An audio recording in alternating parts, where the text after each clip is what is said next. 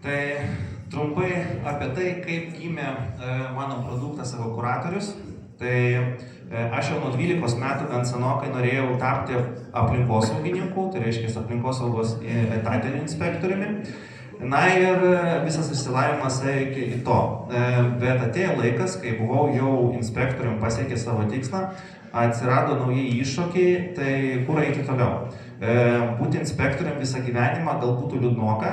Aišku, patirties daug, bet kaip ir sako, gal po 5 metų jau stogas nuvažiuotų, bet kad to nebūtų, reikėjo eiti toliau. Tai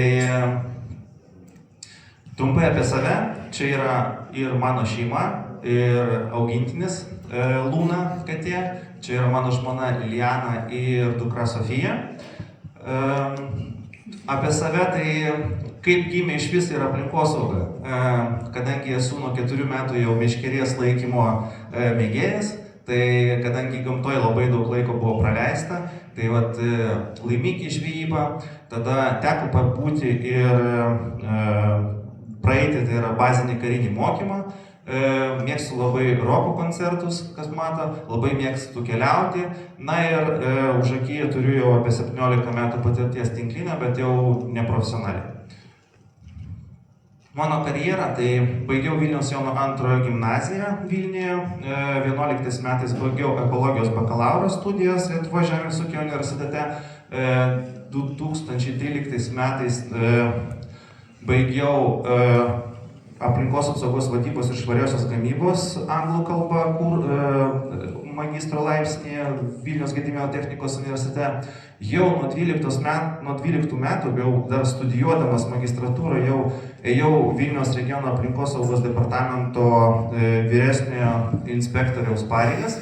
14 metais persikėliau gyventi į Šalčininkų rajoną, todėl pakeičiau biškį departamento vietą, tai jau Šalčininkų rajono agentūros, bendrai visi 5 metai buvo aplinkosaugos inspektoriaus. Na ir 17 metais išėjau į įmonę, kuri dabar kaip ir konkuruojanti man yra, kad išmokti ir iš vis pamatyti, kaip yra darbas su klientu ir ką aš galiu pasiūlyti jiems. Tai 18 metais išėjęs iš ten sugalvojau, kad reikia jau eiti savo keliu. Ta mintis kyla dėl to, kad jeigu aš galiu parduoti ne tik daryti darbą, kurį man duoda, suteikia mano darbdavys, bet ir galiu parduoti savo paslaugas, tai jau reiškia, kad čia yra laiptelis aukščiau.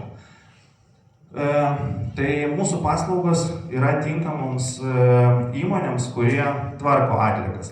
Tai pagrindė, būdamas inspektorium, būtent kas ir buvo mano atliekų tvarkytojai, tai jų kontrolė.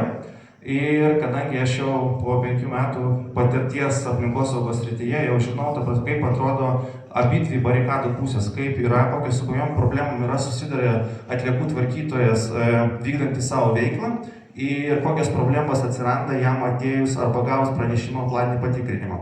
Tai mano paslaugos, tai taršos leidimų koregavimas, derinimas, tada mes atliekam taip pat ir priežiūrą prieš patikrinimą ir auditą aplinkosauginį prieš patikrinimą. Na ir kas planuoja veiklą, sakykime, tai padedam jam gauti taršos leidimą, suderinti jį.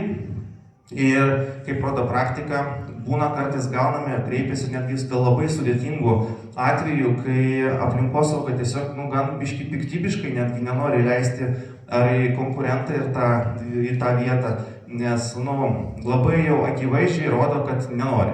Tai ne iš pirmo karto, iš antro, trečio, bet vis tiek tokį sudėtingą objektą mums pavyksta paleisti.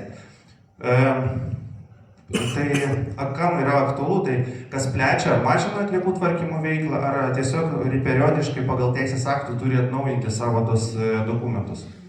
Taip pat paslaugos verslui, kitiems verslams, tai atliekų tvarkytojai, aišku, aplinkosauginis auditas, apie kurį ką tik kalbėjau irgi, kad atliekame ne tik atliekų tvarkytojams, automobilių servisams, gamykloms, privačioms, klinikoms, statybos rėmimo atliekoms, restoranams. Tiesiog aplinkosauginis auditas, kad jie žinotų, ta prasme, ko jiems trūksta, kad jeigu gautų pranešimą iš aplinkosaugos, kad neatrodytų, kad nėra pasiruošę, kad tas stresas nebūtų to streso.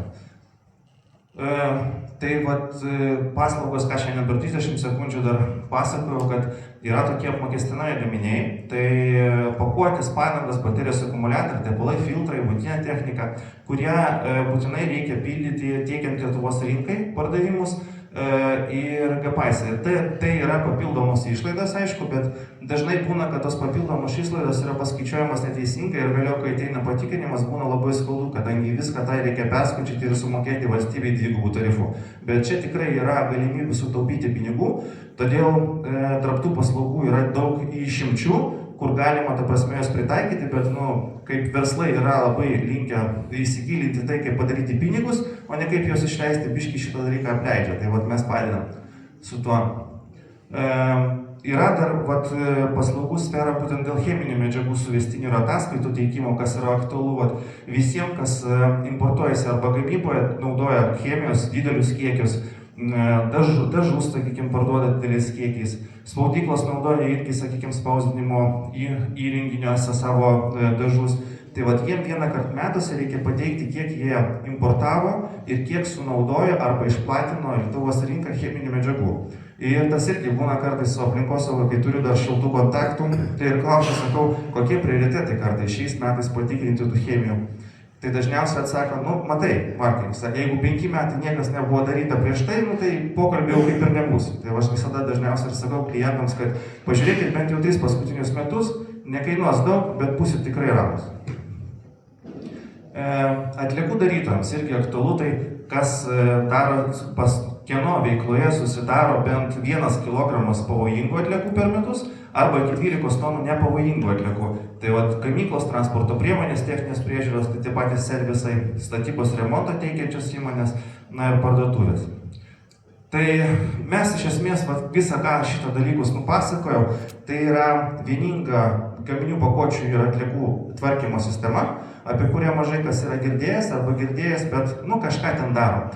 Tai mes vykdom visas šitas apskaitas būtent šitoje sistemoje. Ir ten, kadangi sistema yra nauja, faktiškai nauja, anksčiau būdavo viskas exceliniuose failiukuose tvarkoma. Dabar šita sistema yra padaryta tam, kad atrodytų, kad aplinkosauga matytų vidinę savo sistemą, kas tvarko, kaip tvarko ir kada patikrinimo metu.